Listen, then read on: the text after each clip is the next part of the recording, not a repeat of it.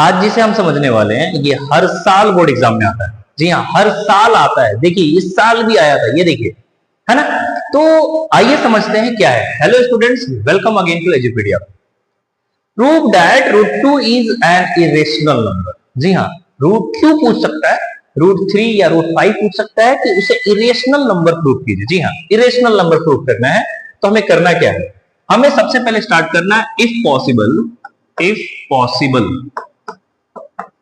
let √2 is a rational number. जी हाँ, थोड़ी देर के लिए मैंने इसे रेशनल नंबर मान लिया। जी हाँ, प्रूफ करने का ये भी एक तरीका है। आपको क्या करना होता है, किसी चीज को उल्टा मान लेना होता है और फिर बाद में उसे गलत प्रूफ कर देना होता है। जो हमने माना है इस बात को गलत प्रूफ कर देना होता है। ठीक है, तो हमने मान लिया √2 इज अ रेशनल नंबर। सो अगर ऐसा है तो हम क्या लिख सकते हैं, √2 इज इक्वल टू P/Q। जी हाँ, P/Q। ठीक है ना, P/Q लिख सकते हैं या A/B लिख सकते हैं, है ना। A/B या P/Q कुछ भी लिख सकते हैं, कोई दिक्कत वाली बात नहीं है। क्यों? क्योंकि रेशनल नंबर माना है। रेशनल नंबर का कंडीशन क्या होता है, रेशनल नंबर का क्या कंडीशन होता है, रेशनल नंबर का कंडीशन होता है कि कोई नंबर A/B के फॉर्म में होना चाहिए, है ना। A/B के फॉर्म में होना चाहिए या P/Q के फॉर्म में होना चाहिए, यही ना।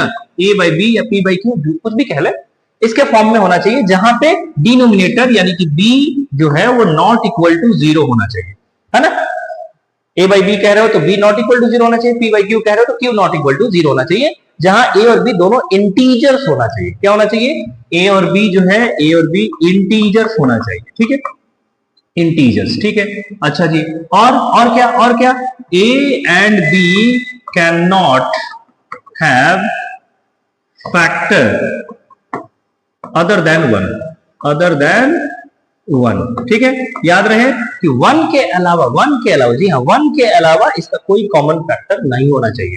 ठीक है ना। एग्जाम्पल अगर हम लें 3/5, ये लिए 3/5, ये देखिए 3/5, ये क्या है, A/B के फॉर्म में भी है, नीचे वाला जो है डिनोमिनेटर वो 0 भी नहीं है, इन दोनों के दोनों जो है एक तरह से देखा जाए तो दोनों के पास कॉमन फैक्टर नहीं है। वन के अलावा कोई कॉमन फैक्टर नहीं, कोई इसे डिवाइड नहीं करने वाला, कोई ऐसा नहीं है जो 3 और 5 को डिवाइड कर दे। ठीक है ना, समझा रही बात ना।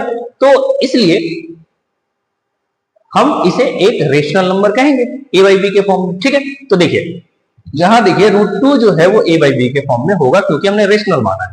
अब हम क्या करते हैं, स्क्वायरिंग बोथ साइड। ठीक है, स्क्वायरिंग बोथ साइड। ठीक है, दोनों साइड स्क्वायर कर देते हैं, हमारे पास आ जाएगा √2 का square is equal to A/B का स्क्वायर।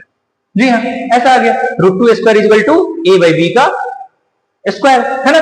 ऐसे में हमारे पास अब हम क्या कह सकते हैं, ऐसे में हम कह सकते हैं कि √2 का स्क्वायर क्या होता है, 2A²/B²।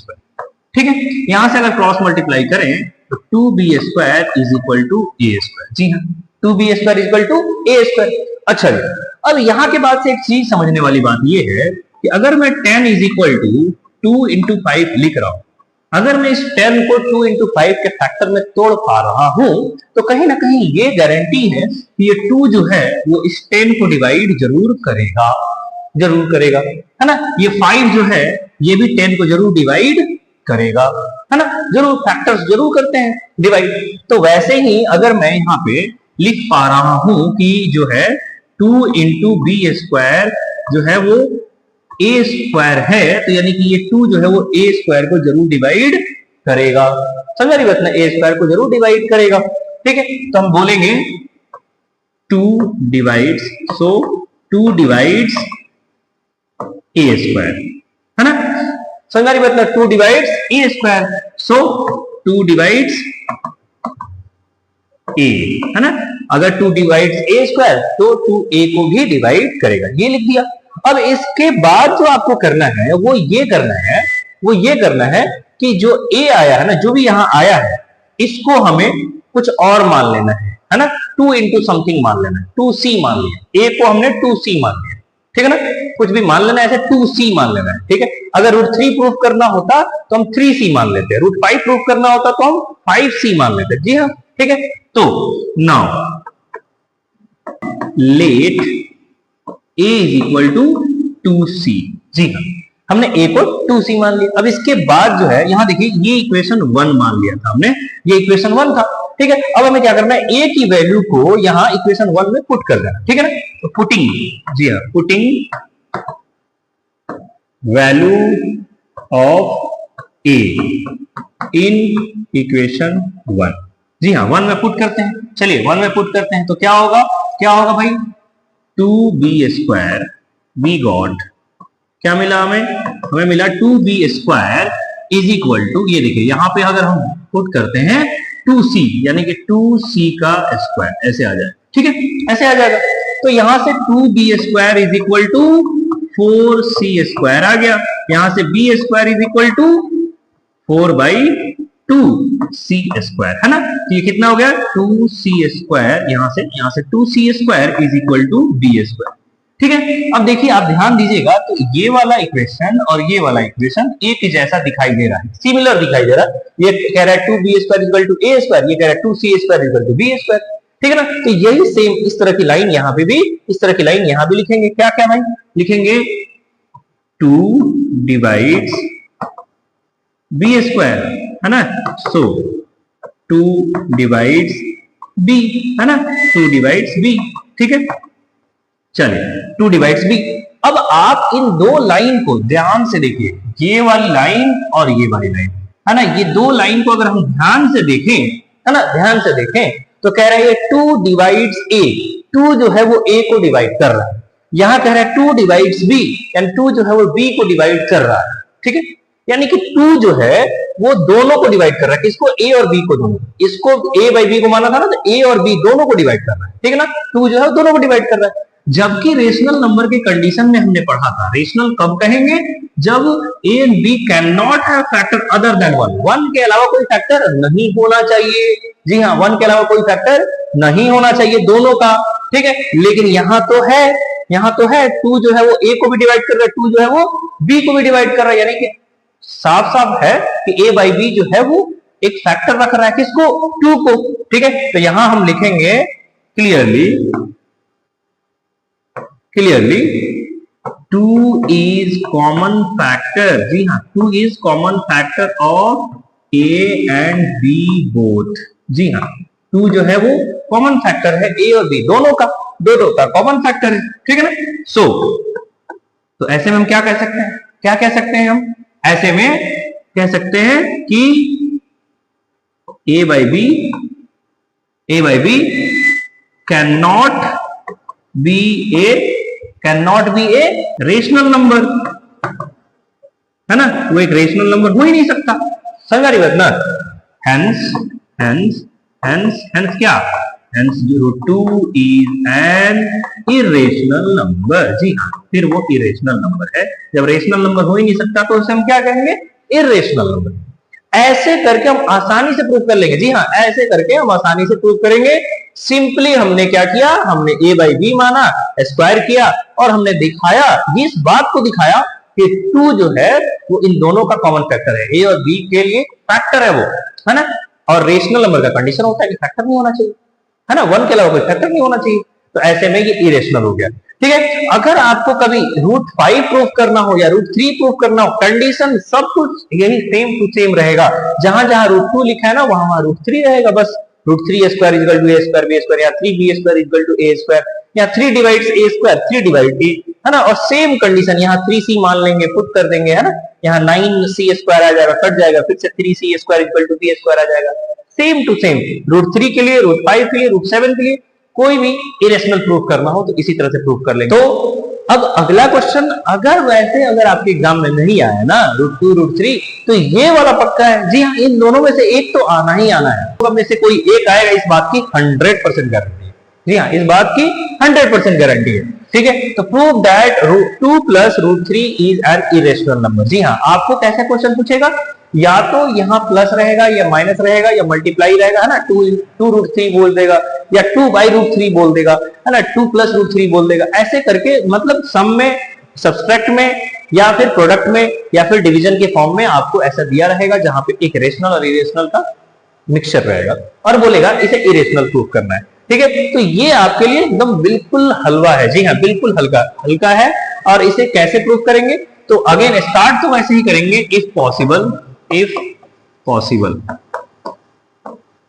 Late 2 plus root 3 is a rational number, है ना, रेशनल।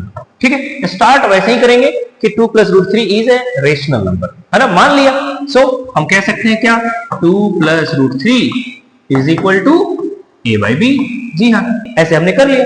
अच्छा, अब ऐसे करने के बाद से आपका जो टारगेट होना चाहिए, टारगेट ये होना चाहिए कि रूट 3 जो है ना, यानी कि जो इरेशनल नंबर है एक्चुअली में, ठीक है, जो रूट के अंदर नंबर है, उसे छोड़कर बाकी जितनी भी चीजें लेफ्ट साइड में अगर दी हैं, उन सबको दूसरे तरफ पहुंचा देना है। यानी कि एक तरफ में सिर्फ और सिर्फ रूट वाले नंबर होने चाहिए। ठीक है, समझ बात ना। तो यहां देखिए, रूट 3 इज इक्वल टू, यहां तो एक ही नंबर है जो प्लस में, उधर जाएगा तो माइनस में हो जाएगा, a बाई बी माइनस 2। ठीक है, ऐसे तो रूट 3 इज इक्वल टू, यहां एलसीएम ले लेंगे, ठीक है, और एलसीएम लेके बना लेंगे यहां से। चलिए, ये बना लिया। ठीक है, ऐसे में आपके पास ये देखिए, root 3 is equal to a minus 2 b by B आया, है ना। अच्छा, एक बात बताइए, कोई भी रेशनल नंबर रहेगा 2, इसमें अगर कोई भी रेशनल नंबर, मान लीजिए कोई भी रेशनल नंबर है, ठीक है, इसमें अगर एक और रेशनल नंबर को मल्टीप्लाई कर दूं या डिवाइड कर दूं, तो क्या वो इरेशनल कभी आ सकता है क्या? आ सकता है क्या? नहीं, है ना। रेशनल को रेशनल से कोई भी ऑपरेशन किया जाए तो हमेशा रेशनल ही रहेंगे, है ना, रेशनल ही रहेगा। इसका मतलब कि a बाई बी तो रेशनल होता है, a बाई बी तो रेशनल है ना। लेकिन a बाई बी के साथ जो भी ऑपरेशन किया गया है, ये तो रेशनल है, फिर ये तो रेशनल है ना। जबकि ये एक क्या है, इरेशनल है। ये एक इरेशनल है, रूट 3 जो है वो इरेशनल होता है और ये रेशनल होता है। ठीक है, clearly here rational number is equal to an irrational number, है ना। यहां पे अगर देखा जाए तो आपको क्या दिख रहा है कि एक रेशनल नंबर एक इरेशनल के बराबर है ना, विच इज नॉट पॉसिबल, है ना, जो कि पॉसिबल ही नहीं ऐसा हो जाए, है ना।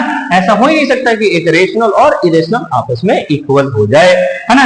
हेंस क्या बोल सकते हैं, hence our supposition is wrong, है ना, आवर सपोजिशन इज रॉन्ग। यानी हमने जो माना था वो गलत था। क्या माना था हमने माना था इसे रेशनल नंबर, है ना, और ये बात गलत हो गई, तो हम बोलेंगे so 2 plus root 3 is an irrational number. जी हाँ, इरेशनल नंबर है ना।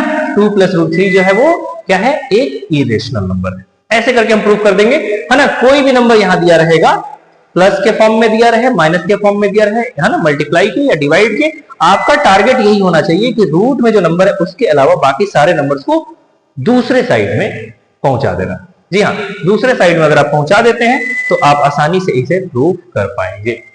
ठीक है ना, समझदारी बात ना। और आपको यहाँ रेशनल और इरेशनल को इक्वल दिखा के और लिखना है कि नॉट पॉसिबल है, इसीलिए वो इरेशनल है। समझदारी बात ना। ठीक है, ऐसे करके आप आसानी से प्रूव कर पाएंगे। उम्मीद है ये वीडियो आपको पसंद आई। अगर आपको समझ आया तो वापस से एक बार प्रैक्टिस कीजिए और अपने दोस्तों तक ये वीडियो जरूर शेयर कीजिए। चैनल को सब्सक्राइब नहीं किया है तो सब्सक्राइब कीजिए। Thank you so much.